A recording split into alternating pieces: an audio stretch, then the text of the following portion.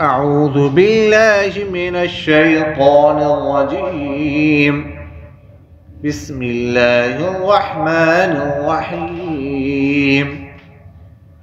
يا أيها الذين آمنوا استعينوا بالصبر والصلاة إن الله مع الصابرين. ولا تقولوا لمن يقتل في سبيل الله أموات بل أحياء ولكن لا تشعرون. ولنبلونكم بشيء من الخوف والجوع ونقص من الأموال والأنفس والثمرات وبشر الصابرين الذين إذا أصابتهم مصيبة قالوا إنا لله وإنا إليه راجعون. أولئك عليهم صلوات من ربهم ورحمة وأولئك هم المهتدون. إن الصفا والمروة من شعائر الله فمن حج البيت أو اعتمر فلا جناح عليه أن يطوف بهما ومن تطوع خيرا فإن الله شاكر عليم.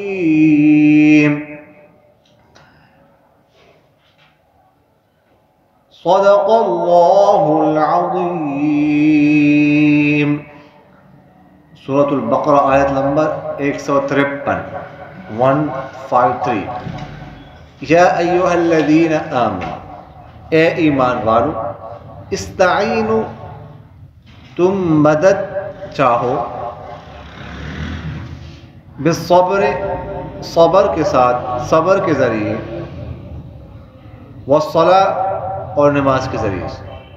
ان اللہ، بے شک اللہ تعالی، مع الصابرین، صبر کرنے والوں کے ساتھ. ولا تقولوا، اور تم لوگ مت کہو، لمن، ان لوگوں کے بارے میں، یقتل، جو قتل کیے جاتے ہیں، فی سبیل اللہ، اللہ کے راستے میں، اموات، مردہ.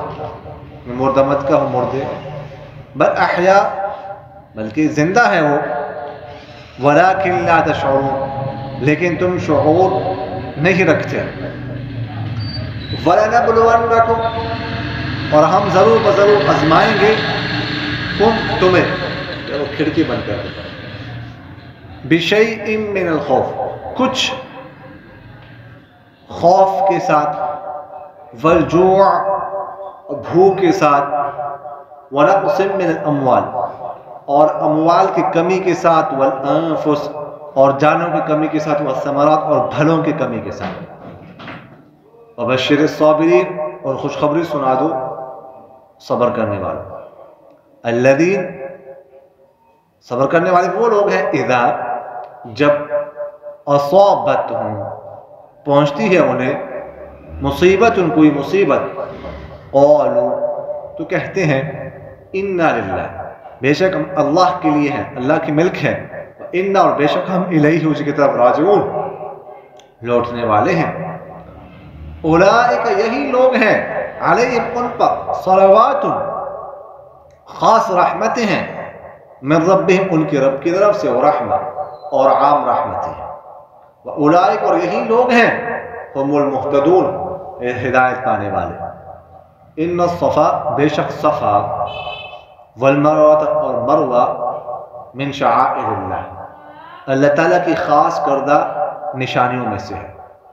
فمن، بس جو شخص، حج البیت، حج کرے بیت اللہ کا، او اعتمر، یا عمرہ کرے، فلا جناح، تو نہیں ہے کوئی گناہ، علیہ، اس پر، ان یطوف بہما، کہ ان دونوں کا کے درمیان چکر لگائے. ومن تطوع خیر، اور جس نے دل سے کوئی نیکی کا کام کیا، نیکی کی، فإن اللہ، بس بے شک اللہ تعالی، شاکرون، قدردان، علیم، اور بہت علم والا ہے۔ اچھا جی،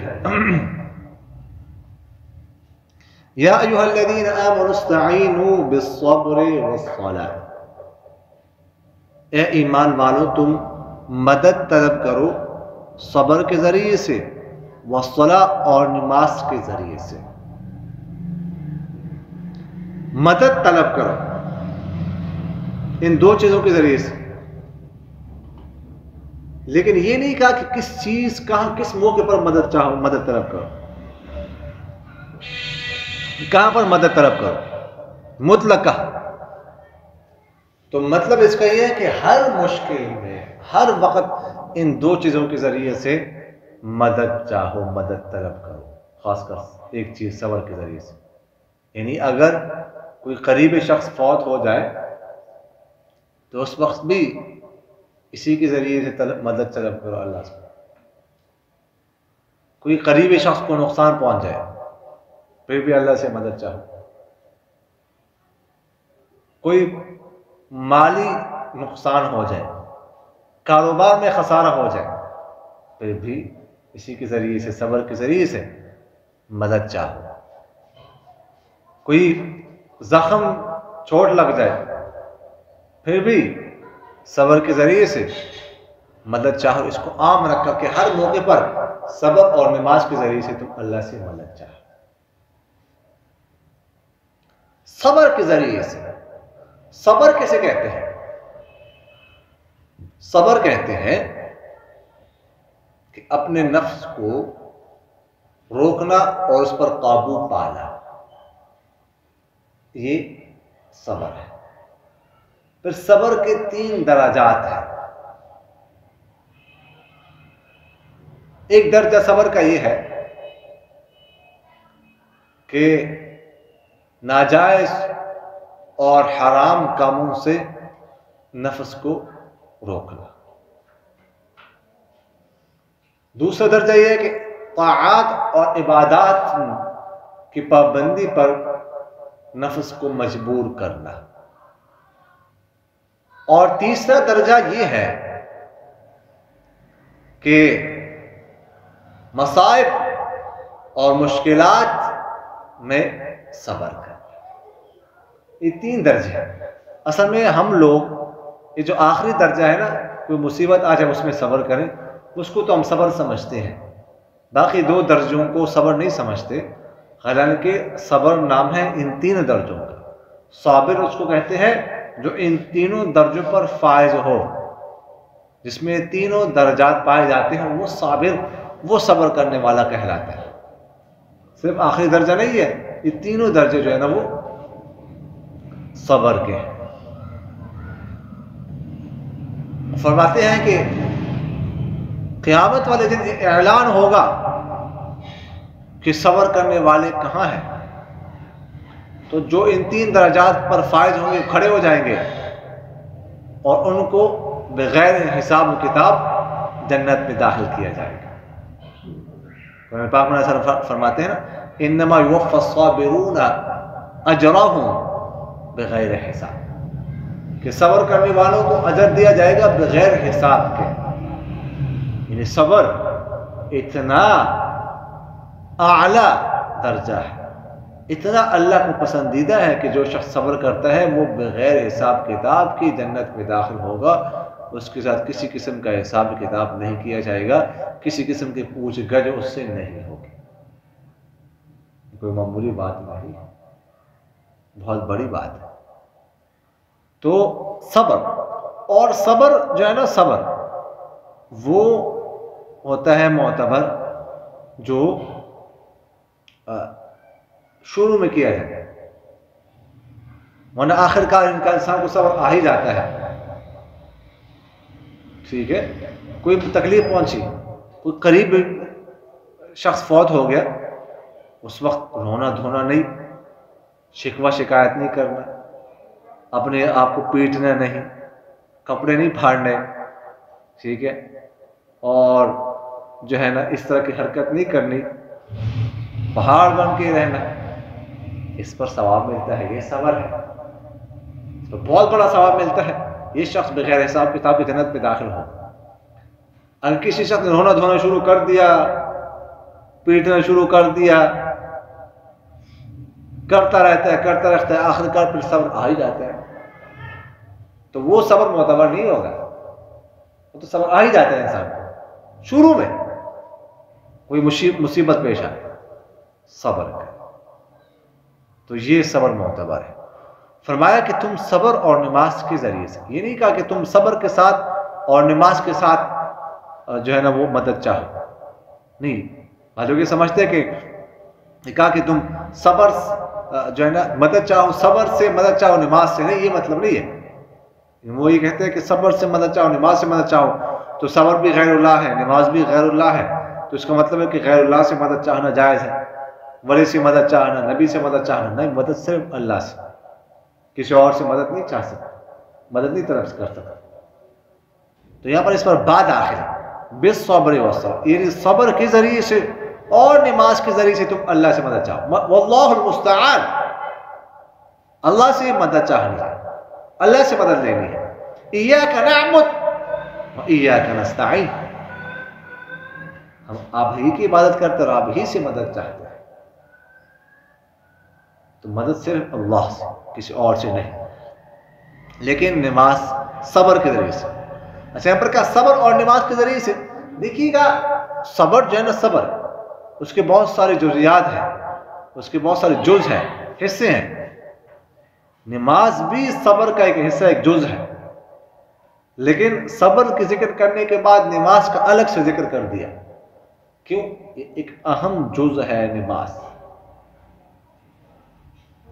اس وجہ سے اس کو الگ سے ذکر کرنے، مگر نہ صبر کے ذکر میں نماز کا ذکر آ چکا تھا، لیکن الگ سے ذکر کیا تاکہ اس کی اہمیت بتائی جائے کہ جب کوئی مشکل مرحلہ پیش آئے تو مدد چاہو اللہ سے، نماز پر کھڑے ہو جاؤ،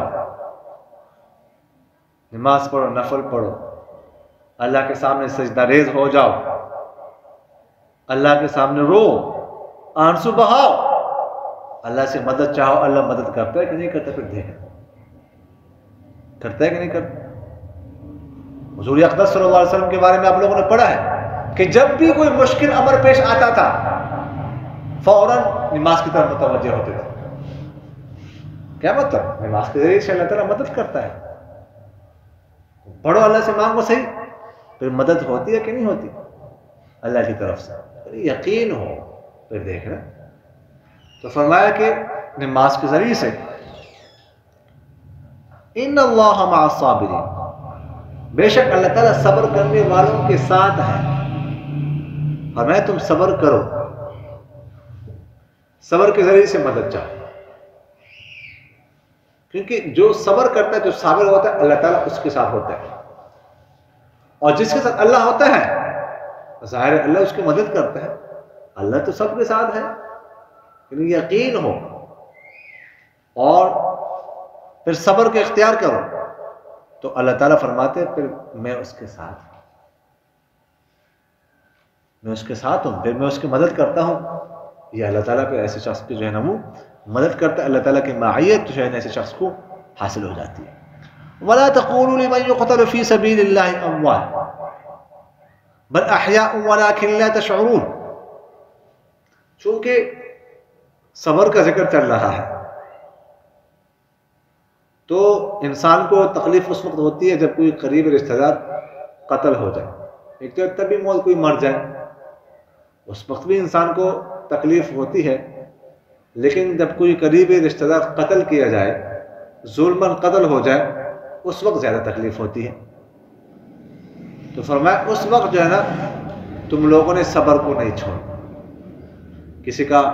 کسی کے والد انتقال کر گئے، والدہ انتقال کر گئی، بڑا صدمہ ہے، لیکن صبر کر، بیٹا انتقال کر گیا، جوان بھی انتقال کر گیا، بڑا صدمہ ہے، ٹھیک ہے، لیکن اللہ کی طرف سے ہے نا، اللہ کی طرف سے، اللہ ہمارے ساتھ، اللہ تو زندہ ہے، اللہ دیکھ رہا ہے. اس وقت صبر کیا جائے نا تو اس کا بڑا ثمرہ ملتا ہے انسان کو, بڑا ثمرہ, بڑا جو ہے نا اس کا صلہ ملتا ہے انسان کو, بہت بڑا ثواب ملتا ہے. تو فرمایا کہ جو لوگ اللہ کے راستے میں قتل کیے جاتے ہیں, شہید ہوتے ہیں, تو ان کے بارے میں مت کہو کہ یہ مردہ ہے. بل احیاء ولکن لا تشعرون, بلکہ وہ زندہ ہے لیکن تمہیں شعور نہیں ہے. تو زندہ ہے. اب ہم دیکھتے ہیں کوئی میدان جہاد میں قتل کیا جاتا ہے, اس کا سر کاٹ دیا جاتا ہے, سر ایک طرف, دھڑ دوسری طرف, بظاہر تو مر گیا, موت آ گئی نا. جب سر تھن سے جدا ہو گیا تو اب موت آ گئی, اب تو کوئی زندہ رہ نہیں سکتا. یہی وجہ ہے کہ شہید جو ہے نا اس کو دفنایا جاتا ہے. اگر وہ زندہ ہے تو اس کو دفناتے کیوں ہیں ہم؟ یہی وجہ ہے کہ اس کا جو مال ہے وہ وراثت میں تقسیم ہوتا ہے. اگر وہ زندہ ہے تو پھر مال وراثت میں تقسیم کیسے کرتے ہیں؟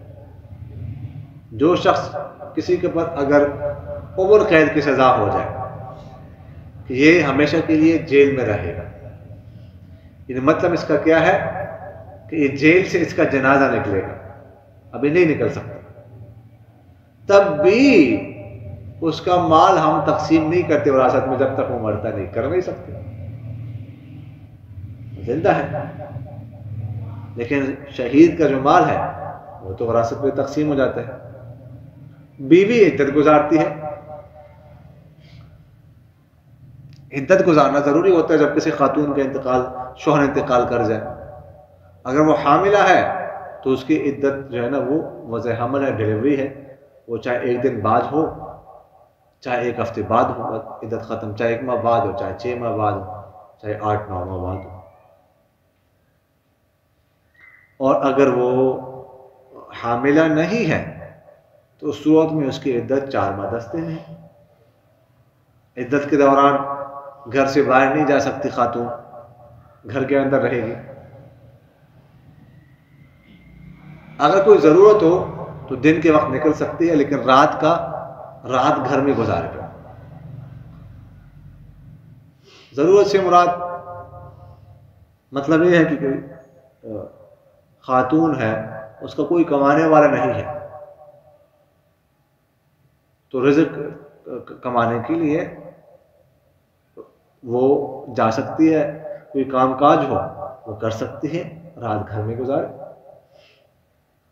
کوئی مثلاً جو ہے نا دیہاتوں میں خواتین ہیں, وہ گھر میں جو ہے نا باہر کھیتوں میں جانا, ساگ توڑنا, گوبر پھینکنا, ٹھیک ہے, کوئی اور نہیں ہے, ظاہر ہے اس کے لیے وہ گھر سے باہر جا سکتی ہے, یہ ضرورت ہے. یا بعض خواتین جو ہے نا وہ لکڑیاں لاتی ہے پہاڑ سے, کوئی اور نہیں ہے, اس کی ضرورت ہے, اس کے لیے باہر جانا جو ہے وہ جائز ہے. اس طرح ڈاکٹر ضرورت ہے, ڈاکٹر کے پاس جا سکتی ہے. اگر گھر بلانے کی طاقت نہ ہو کہ فیس دے تو وہاں اس کے پاس جا سکتی ہے. حتیٰ کہ اگر ضرورت ہو اور داخل کرنا پڑ جائے اسپتال میں تو اس کے اسپتال میں داخل بھی کر سکتے ہیں, اس کو داخل بھی کر سکتے ہیں, رات بھی گزار سکتی ہے. یہ مجبوری ہے, اس کے علاوہ جو ہے نا وہ کوئی حل نہیں ہے. ایسی مجبوری کے لیے تو وہ باہر نکل سکتی ہے, لیکن اس کے علاوہ وہ گھر سے باہر نہیں نکل سکتی, وہ بناؤ سنگار نہیں کر سکتی, وہ زیورات نہیں پہن سکتی, وہ کلر وغیرہ نہیں لگا سکتی. اس طرح جو ہے اور نئے کپڑے پہننا وغیرہ ظاہر کا, مہندی لگانا اور کلر لگانا, تو یہ کام جو ہے وہ نہیں کر سکتی. عدت کے اندر اس کے لیے رہنا ضروری. تو شہید کی بیوی عدت بھی گزارتی ہے, پھر اس کے بعد عدت کے بعد نکاح بھی کر سکتی ہے. لیکن فرما رہے اللہ تعالیٰ کہ وہ زندہ ہے۔ دیکھیے گا جب انسان جو ہے نا، انسان مر جائے تو اس کے قبر میں رکھا جائے تو تعاد روحہ فی جسدہ، اس کی روح اس کے جسم میں لوٹائی جاتی ہے۔ ابو حنیفہ رحمہ اللہ کی کتاب ہے الفقہ الاکبر، وہ سے فرماتے اعادۃ الروح الی الجسد فی قبرہ حق، کہ انسان جب مر جائے تو اس کے جسم کی طرف اس کی روح لوٹانا قبر میں یہ حق ہے، یہ حق ہے۔ قبر میں روح کو لوٹایا جاتا ہے، اس کے بعد جو ہے نا وہ اس وجہ سے اس سے اگر وہ کافر ہوتا ہے تو اس کے بعد جو فرشتے آتے ہیں اس کو نکیر منکر کہتے ہیں، اگر وہ اس کو مسلمان ہے تو اس کے بعد جو فرشتے آتے ہیں اس کو بشیر مبشر کہتے ہیں، وہ سب ولاد کرتے ہیں، تبھی تو جسم کے ساتھ روح کا تعلق ہوتا ہے۔ بعض حضرات کہتا ہے کہ نہیں، وہ صرف جسم کے ساتھ نہیں، صرف روح کے ساتھ، روح سے سوال ہوتے ہیں۔ بعض کہتا ہے کہ جسم میں مسالی کے ساتھ ہوتے ہیں، یہ بات غلط ہے، جسم کے ساتھ، روح کے ساتھ ہوتے ہیں۔ تو یہاں پر مشقت جسم نے برداشت کی، دنیا میں ٹھنڈ میں ٹھنڈے پانی کے ساتھ وضو جسم نے کیا، نماز کے لیے جسم جاتا رہا، روزے جسم نے رکھے ہیں، ثواب روح کو ملے جسم کو نہ ملے، یہ کون سے منطق ہے؟ یہ تو کوئی انصاف کی بات نہیں۔ یا اس طرح گناہ جسم کرے اور سزا روح کو ملے جسم کے نہ ملے، بھی کوئی انصاف کی بات نہیں۔ تو جسم اور روح دونوں کو میں نے آپ سے عرض کیا، ایک ہوتا ہے جسم، بعض لوگ کہتے ہیں جسم مثالی۔ جسم مثالی کسے کہتے ہیں؟ مثلا آپ خواب میں کسی کو دیکھتے ہیں، کسی رشتہ دار کو دیکھتے ہیں، آپ اس کے ساتھ باتیں کرتے ہیں، گفتگو کرتے ہیں، بات چیت کرتے ہیں، صبح اس سے پوچھتے ہیں آپ کہ میں نے آپ کو خواب میں دیکھ کر، آپ کو پتہ ہے؟ وہ کہتا ہے میرے فرشتوں کو بھی نہیں پتہ، مجھے کیا پتہ ہے؟ تو وہ جو رشتہ دار آپ کے پاس آیا تھا، خواب میں آپ نے دیکھا، وہ اس کا جسم مثالی تھا۔ تو نہیں، اس جسم کو اور اس کے ساتھ جو ہے نا وہ روح کا تعلق ہوتا ہے۔ اب ظاہر ہے کہ جب وہ جو شہید ہوتے ہیں اللہ کے راستے میں، وہ زندہ ہے، ٹھیک ہے، اپنی قبروں میں، تو انبیاء تو بطریق اولا زندہ ہے، اپنی قبروں میں بطریق اولا زندہ ہے، اپنی قبروں میں۔ شہید اب زندہ ہے تو صحیح سے زیادہ حیات زندگی جو ہے انبیاء کی ہے، اپنی قبروں میں زندہ ہے، یہ ہمارا عقیدہ ہے۔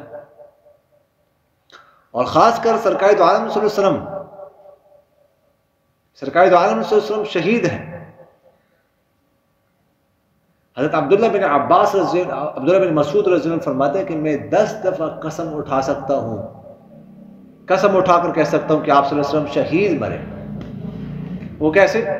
وہ خیبر کے موقع پر، غزوہ خیبر میں ایک خاتون تھی زینب، یہودیہ تھی، اس نے ایک جو ہے نا وہ بکرا ذبح کیا تھا آپ صلی اللہ علیہ وسلم کے لیے،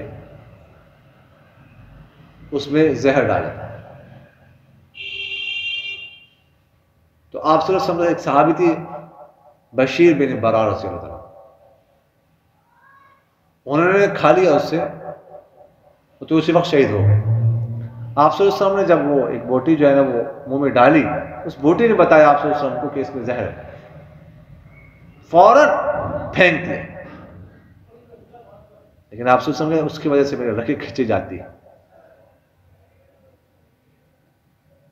اب وہ نکال دی، آپ صلی اللہ علیہ وسلم نے پھینک دی، لیکن اس کا اثر باقی رہ گیا، اتنا سخت قسم کا زہر۔ اور عائشہ رضی اللہ عنہ فرماتی ہے کہ وصال مبارک انتقال سے پہلے آپ صلی اللہ علیہ وسلم نے فرمایا کہ وہ جو زہر، وہ جو تھوڑا سا میں نے ایک بوٹی جو ہے نا وہ اس میں لی تھی، اس کا اثر اب بھی باقی ہے، اور اس کی وجہ سے میرے رگیں کٹے جا رہی ہیں 3 سال بعد بھی، اتنا خطرناک ہے۔ تو زہر کی وجہ سے جو شخص مر جائے وہ بھی شہید ہے۔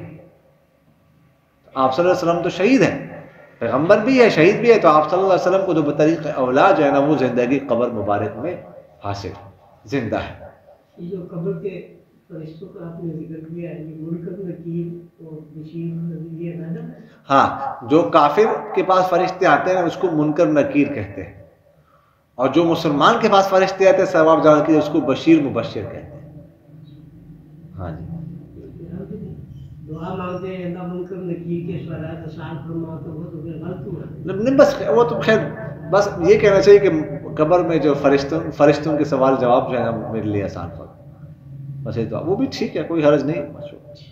جی، تو فرمایا کہ شہید جو ہے نا زندہ ہے لیکن تمہیں شعور نہیں ہے۔ دیکھیے شہید، اگر شہید کی ہم قبر کھول لیں ٹھیک ہے، تو کیا وہ کوئی حرکت، اس کی لاش حرکت کرے گی؟ ہمارے ساتھ بات کر سکتی ہے، باہر نکل سکتی نہیں، پھر کیسے زندہ ہے؟ تو فرماتے ہیں کہ اس کی مثال دی کہ مریض سختہ تھے کتابوں میں، اس سختہ کا مریض ہوتا ہے، سختہ کا کوئی بیمار ہوتا ہے، سختہ کسی پر طاری ہو جائے نا، تو وہ جو شخص ہوتا ہے اس کی نبض نہیں چلتی، سانس نہیں لیتا، بظاہر ایسا لگتا ہے کہ یہ مر گیا ہے، اس پر موت واقع ہو گئی ہے، لیکن وہ زندہ ہوتا ہے، مرا ہوا نہیں ہوتا، لیکن ہمیں محسوس نہیں ہو رہا۔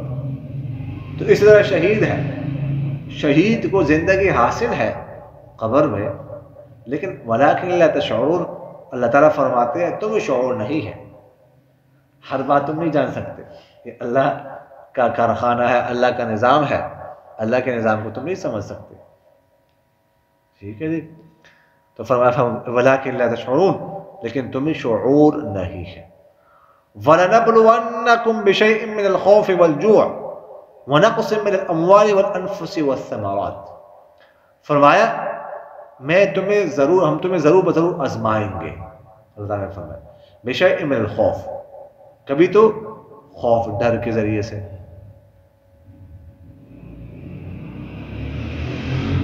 دشمن کا خوف ہوگا کہ دشمن کسی وقت حملہ کر سکتا ہے، حملہ آور ہو سکتا ہے، ٹھیک ہے، یہ خوف۔ والجوع، اور بھوک کے ذریعے سے آزمائیں گے تم صبر کرتے کہ نہیں کرتے، ٹھیک ہے، فاقہ ہے، کچھ نہیں ہے، لیکن صبر کرنا ہے، اور یہ سوچنا ہے کہ آپ صلی اللہ علیہ وسلم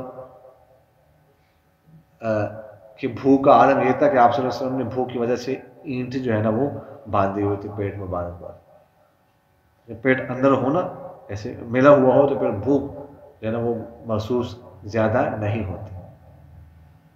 آپ صلی اللہ علیہ وسلم نے فاقے گزارے ہیں، اگر ہمیں فاقہ ہوا، آج گھر میں کچھ نہیں ہے، کچھ نہیں ملا، اللہ کی طرف سے صبر کر لیتے ہیں، اللہ تعالیٰ اتنی نعمتیں دے رہا ہے کہ کیا کیا ہم کھا رہے ہیں، کیا کیا کھا رہے ہیں، اگر آج کچھ نہیں ہے تو یہ اللہ کی طرف سے۔ وَنَقْصٍ مِّنَ الْأَمْوَالِ، اور فرماتے کبھی آزمائیں گے تمہیں مال کی کمی سے، مال کی کمی ہو گئی، ٹھیک ہے، خسارہ ہو گیا، مہنگائی ہو گئی، ایسے آج کل ملک میں یہ اللہ کی طرف سے آزمائش ہے، پیٹرول جو ہے وہ 272 روپے ہو گئے، آئل کا پیکٹ 650 روپے تک پہنچ گیا، ٹھیک ہے، یہ اللہ کی طرف سے، اللہ تعالیٰ فرما رہے ہم آزما رہے ہیں، تو صبر اللہ کی طرف سے۔ والانفس، اور کبھی نفسوں کی کمی کے ساتھ، کبھی جو ہے نا بیٹے کا انتقال ہو رہا ہے، کبھی والد کا انتقال ہو رہا ہے، کبھی بیوی کا انتقال، کبھی والدہ کا انتقال، کبھی بھائی کا انتقال، اللہ کی طرف سے، اور ثمرات، پھلوں کی کمی کے ذریعے سے، قحط آ گیا، یہ ہو گیا، بارش نہیں، آم صحیح نہیں پکے جیسے پچھلے سال، یہ ہو گیا، وہ ہو گیا، تو فرماتے ہم آزما رہے ہیں۔ وَبَشِّرِ الصَّابِرِينَ، اللہ تعالیٰ فرماتے ہیں خوشخبری سنا دو صبر کرنے والے، ان حالات میں جو صبر کریں ان کو خوشخبری سناؤ۔ صبر کرنے والے لوگ کون ہیں؟ الذین اذا اصابتهم مصیبہ، فرماتے ہیں صبر کرنے والے لوگ وہ ہیں جب انہیں کوئی مصیبت پہنچتی ہے، کسی بھی قسم کوئی تکلیف پہنچتی ہے، قالوا انا للہ و انا الیہ راجعون، تو وہ کہتے ہیں انا للہ و انا الیہ راجعون، ہم اللہ کے ملک ہیں اور اللہ کی طرف ہمیں لوٹ کر جانا ہے، مصیبت اللہ کی طرف سے۔ یعنی بعض اوقات جو ہے نا یہ ہوتا ہے، کوئی شخص مر جاتا ہے تو کہتے ہیں یار یہ تو تندرست تھا، جوان تھا، اچانک مر گیا، تو اس پر اللہ تعالیٰ نے فرمایا انا للہ، ہم سب اللہ کے ملک ہے، اللہ کی مرضی ہے، کسی کو جوانی میں لے لے، کسی کو بڑھاپے میں لے لے، کسی کو بچپن میں لے لے، کسی کو بڑی عمر میں لے لے، اپنے پاس بلا لے، ہم اللہ کے ہیں، اللہ کی مرضی ہے جب ہمیں بلا لے۔ اور وَإِنَّا إِلَيْهِ رَاجِعُونَ، ہم سب نے اللہ کے پاس جانا ہے۔ وہ فرمائے وہ ہم سے جدا ہو گئے، جدائی کی ہو گئی، نہیں جدائی کی نہیں ہوئی، ہم نے بھی اس کے پاس جانا ہے جو ہم سے پہلے چلا گیا، لیکن ہو سکتا ہے کچھ دن بعد ہم ان کے پاس چلے جائیں، ملاقات ہو جائے، ہو سکتا ہے کچھ مہینوں بعد، یا اسے کچھ سالوں بعد تو جانا ہی، تو جدائی کی نہیں ہے، جدائی کی صرف تھوڑی سی ہے، بس کچھ عرصے کے لیے، باقی ادھر ہی جانا ہے۔ اس لیے حدیث شریف میں آتا ہے نا کہ جب تم قبرستان میں جاؤ تو السلام علیکم دار قوم مؤمنین انتم سلفنا ونحن لکم بالاثر وانا ان شاء اللہ بکم لاحقون یغفر اللہ لنا ولکم، سلام کرتے ہیں اے مومنوں کے گھر جگہ، تم ہم سے پہلے گئے ہیں، ہم تمہارے بعد آنے والے ہیں، اور ہم تم سے ملنے والے ہیں، اللہ تعالیٰ ہمارے تمہاری مغفرت فرمائے۔ سلام ہے، ملنا ہے ہم نے، پھر ہمیشہ کے لیے رہیں گے، پھر جدائی کی نہیں ہے۔ تو کوئی بھی مصیبت انسان پر آئے اس وقت یہ دعا پڑھنی چاہیے انا للہ و انا الیہ راجعون، یہ دعا پڑھنی چاہیے۔ حضرت عائشہ رضی اللہ عنہا فرماتی ہے کہ ایک دفعہ میں نے دیا جلایا ہوا تھا، وہ بجھ گیا، تو بجھا تو آپ صلی اللہ علیہ وسلم نے فرمایا انا للہ و انا الیہ راجعون، میں نے دوبارہ جلا دیا، اور میں نے آپ صلی اللہ علیہ وسلم سے پوچھا کہ یا رسول اللہ کسی کا انتقال تو نہیں ہوا کہ آپ نے یہ دعا پڑھ لی؟ یہ دعا تو ہم انتقال کے وقت پڑھتے ہیں، کوئی مر جائے تو ہم پڑھتے ہیں انا للہ و انا الیہ راجعون، کوئی مرا تو نہیں، ہم نے پڑھ دیا۔ تو آپ صلی اللہ علیہ وسلم نے ارشاد فرمایا کہ اے عائشہ کسی بھی مصیبت یا مشکل کے وقت میں یہ دعا پڑھنی چاہیے، کوئی مشکل آئے یہ دعا پڑھ۔ دیکھو دیا جل رہا تھا، بجھ گیا، تو ہمیں پریشانی ہوگی کہ نہیں ہوئی؟ پریشانی ہوتی ہے انسان کو، ٹھیک ہے، تو پریشانی پر یہ دعا پڑھنی چاہیے۔ لائٹ فوراً چلی جائے انسان کو پریشانی ہوتی ہے کہ نہیں ہوتی؟ انا للہ و انا الیہ راجعون پڑھا جائے۔ پانی آ رہا تھا فوراً بند ہو گیا، پریشانی ہوتی ہے کہ نہیں ہوتی؟ انا للہ و انا الیہ راجعون یہ پڑھا جائے۔ کسی دن دودھ والا نہیں آیا، دودھ نہیں پہنچا، پریشانی ہوتی ہے انسان کو، انا للہ و انا الیہ راجعون یہ پڑھا جائے۔ وقت پر چائے نہیں ملی، پریشانی ہوتی ہے، انا للہ و انا الیہ راجعون۔ تو یہ دعا صرف یہ نہیں ہے کہ کوئی مر جائے اس وقت پڑھنی ہے، کوئی پریشانی ہو جائے تو اس وقت جو ہے نا یہ دعا انسان پڑھ لے انا للہ و انا الیہ راجعون، یہ ہر پریشانی کے وقت یہ دعا پڑھ سکتے ہیں۔ فرمایا اولئک علیہم صلوات من ربہم ورحمہ واولئک هم المہتدون، یہ صبر کرنے والے جو لوگ ہیں ان پر صلوات خاص رحمتیں ہیں اللہ کی طرف سے، ورحمہ اور عام رحمتیں بھی ہیں، خاص رحمتیں بھی عام رحمتیں بھی ہیں، یہی ہدایت یافتہ لوگ ہیں۔ صبر اللہ تعالیٰ کی طرف سے بہت بڑا انعام، اللہ تعالیٰ جس کو صبر کی دولت سے مالا مال فرمائے وہ بڑا خوش نصیب ہوتا ہے۔ تو اللہ سے ہر وقت یہ دعا کرنی چاہیے اے اللہ ہمیں صبر نصیب فرما، ہمیں صابر بنا دے، صبر کرنے والا بنا دے، صبر کرنے والوں میں سے بنا دے، یہ دعا مانگنا چاہیے۔ فرمایا ان الصفا والمروۃ من شعائر اللہ، صفا اور مروہ اللہ کی شعائر میں سے. شعائر شعیرتن کی جمع ہے. شعیرتن کہتے ہیں علامت کو، کوئی خاص علامت، نشانی. شعائر اللہ تعالیٰ کی خاص کردہ علامت ہے، خاص کردہ علامت ہے. اللہ تعالیٰ کی خاص کچھ علامتیں ہیں. قرآن پاک یہ شاعر اللہ میں سے ہے. آپ صلی اللہ علیہ وسلم کی ذات شاعر اللہ میں سے ہے. خانہ کعبہ شاعر اللہ میں سے ہے. نماز شاعر اللہ میں سے ہے. صفا و مروہ شاعر اللہ میں سے ہے. اللہ تعالیٰ کی خاص نشانیاں ہیں. تو فرمایا صفا اور مروہ یہ اللہ کی شعائر میں سے ہے. یہ دو پہاڑیوں کے نام ہیں. اب تو صفا پر تو تھوڑی سی پہاڑی ہے، وقت انہوں نے ختم کر دی. مروہ پر تو کوئی پہاڑی نہیں ہے، برائے نام نشانی ہے بس. اس کا وہ تفصیل سے آپ لوگوں نے ہم نے پڑھا ہے ذکر. تو فرمایا اللہ کے شاعر میں سے فمن حج البیت او اعتمر فلا جناح علیہ ان یطوف بہ. جو حج کرنا چاہے یا عمرہ تو اس پر کوئی گناہ نہیں ہے کہ ان دونوں کے درمیان چکر کاٹے، سعی کرے. صفا اور مروہ کے درمیان جو چکر کاٹے جاتے ہیں ساتھ، اس کو سعی کہا جاتا ہے. یہ سعی جو ہے نا حج اور عمرہ دونوں میں، امام شافعی اور امام مالک رحمہ اللہ کے یہاں تو فرض ہے. امام احمد بن حنبل رحمہ اللہ کے یہاں سنت ہے، مستحبہ ہے، سنت مستحبہ. اور امام ابو حنیفہ رحمہ اللہ فرماتے ہیں یہ واجب ہے. تو صحیح کرنا ضروری ہے.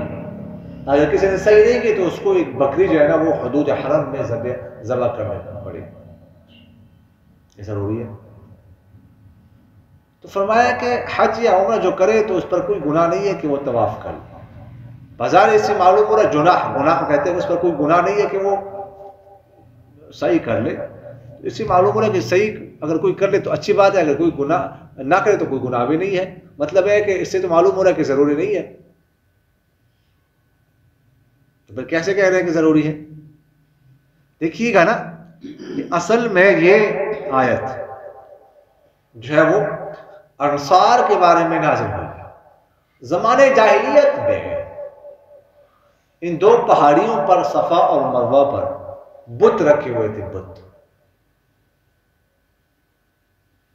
لوگ جو ہے نا وہ صحیح کرتے تھے. جب لوگ مسلمان ہو گئے انہوں نے سمجھا کہ یہاں پر تو ہم زمانے جاہلیت میں کرتے تھے، بت رکھے ہوئے تھے، اس وجہ سے ہم مسلمان ہو گئے تو کیسے کریں گے، ان کے درمیان کیسے صحیح کریں گے. اور بعض جو سمجھدار لوگ تھے اس وقت بھی نہیں کرتے تھے بتوں کی وجہ سے. تو یہ سوال ذہن میں پیدا ہو گیا. تو اس سوال کو جو ذہن میں تھا ختم کرنے کے لیے اللہ تعالیٰ نے فرمایا کہ نہیں، اب ان کے درمیان صحیح کرنا، چکر کاٹنا یہ گناہ نہیں ہے. اب یہ شاعر اللہ میں سے بن گئے ہیں. وہ جو کنسپٹ تمہارے ذہنوں میں ہے وہ ختم ہو چکا ہے. تو اس کو ختم کرنے کے لیے اللہ تعالیٰ نے جو ہے نا یہ انداز اختیار فرمایا فلا جناح علیہ ان یطوف بہ. اس کو تو گناہ سمجھتے تھے نا وہ لوگ، کیسے کریں گے؟ تو فرمایا نہیں، گناہ جو ہے نا اس میں نہیں ہے. ومن تطوع خیرا فإن اللہ شاکر علیم. اور جو تطوع کرے، دل سے نیکی کر لے، فإن اللہ شاکر علیم، تو فرماتے ہیں کہ اللہ تعالیٰ جو دل سے نیکی کرتا ہے بڑا قدردان ہے اور علم والا ہے.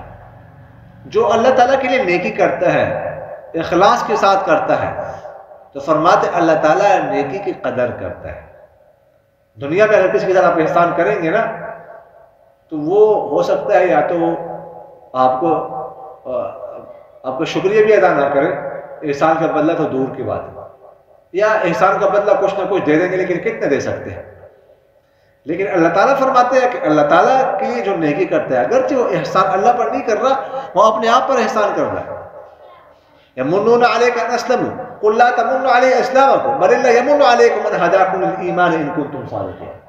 فرماتے ہیں یہ لوگ ایمان لا کر تم پر احسان کرتے ہیں، دیکھو تم احسان مجھ پر مت کرو، بلکہ اللہ تعالیٰ نے تم پر احسان کیا کہ تم ایمان کی دولت سے مالا مال فرمایا، تمہیں ایمان کی دولت نصیب فرمائی. اللہ تعالیٰ نے تم پر احسان کیا، تمہیں ہدایت دی، ورنہ کافر ہوتے تم۔ تو جو نیکی کرتا ہے وہ اپنے اوپر احسان کر رہا ہے، اللہ پر نہیں، لیکن پھر بھی اللہ تعالیٰ اس کو قدردانی کرتا ہے۔ اللہ تعالیٰ نیکی کی قدردانی کرتا ہے اور اس کا ثواب جو ہے پھر اللہ تعالیٰ اپنے شایان شان دیتا ہے، اور جو جتنا بڑا ہوگا اس کی طرف سے جو انعام ملے گا وہ بھی اتنی بڑا ہوگا۔ اگر کوئی وزیر اعظم کسی کو گفٹ دے گا، انعام دے گا، تو وہ کوئی معمولی چیز تو نہیں دے سکتا، کسی کو 10 روپے دے دے یا 50 روپے یا 100 روپے یا 1000 روپے، اپنے شایان شان دیتا ہے، تو اس کو شرم بھی آتی ہے اس کسی کو دے دے، ٹھیک ہے۔ گورنر کسی کو دیتے ہیں، وزیر اعظم کو اپنے شایان شان دیتا ہے۔ اللہ جس کو دے گا، جو انعام دے گا، وہ پھر اپنے شایان شان دے گا۔ تو اللہ تعالی ہمیں دل سے نیکی کرنے کی توفیق نصیب فرمائے۔ دعا کیجیے۔ آمین۔ الحمدللہ رب العالمین والعاقبۃ للمتقین والصلاة والسلام علی خیر خلقہ محمد وعلی آلہ واصحابہ اجمعین۔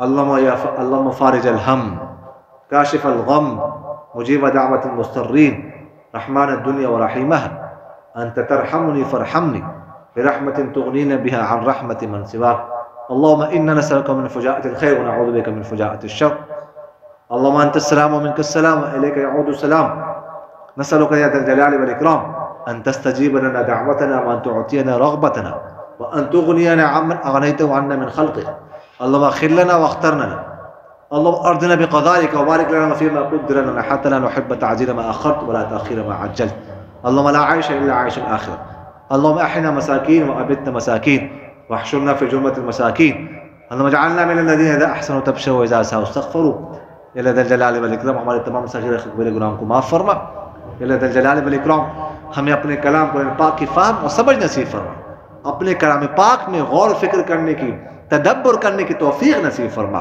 یا اللہ ذی الجلال والاکرام اس درس کی برکت سے ہمیں بار بار حرمین شریفین کی زیارت نصیب فرما بار بار ہم سب کو حج عمرہ کرنے کی سعادت نصیب فرما یا اللہ ذی الجلال والاکرام ہمارے پچھلے تمام صغیرہ کبیرہ گناہوں کو معاف فرما سبحان ربک رب العزت عما یصفون وسلام علی المرسلین والحمد للہ رب العالمین آمین یا رب العالمین برحمتک یا ارحم الراحمین۔